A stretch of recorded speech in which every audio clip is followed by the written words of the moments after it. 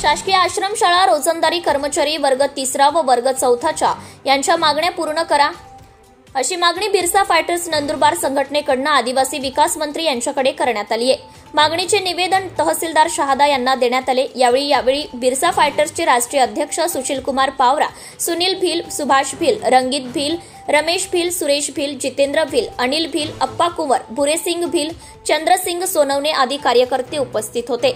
शासकीय आश्रमशाळेतील कर्मचाऱ्यांच्या मागण्या मान्य न झाल्याने दिनांक 9 जुलै 2025 पासून आदिवासी विकास विभाग नाशिक समोर बिऱ्हाड आंदोलन सुरू झाले। या आंदोलनाला बिरसा फायटर्स संघटनेकडून पाठिंबा देण्यात आलाय।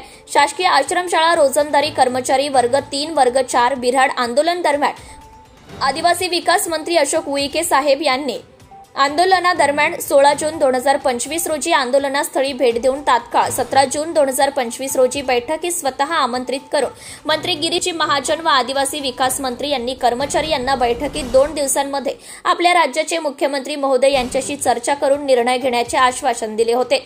परंतु 15 ते 16 दिवसांचा अवधी उलटूनही व संघटनेचे पदाधिकारी सदस्य वैयक्तिकरित्या 2 वेळा भेट घेऊन देखील अद्यापही वर्ग 3 वर्ग 4 कर्मचारी यांच्या मागण्याबाबत कार्यवाही करण्यात आली नसल्याने रोजंदारी कर्मचाऱ्यांची मानसिकता ढासळत आहे।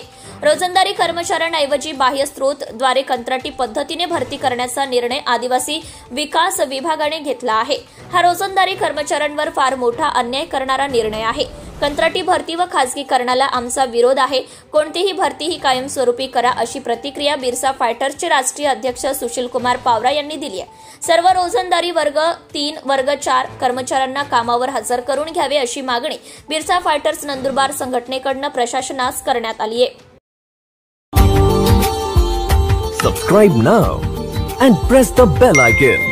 Never miss an update.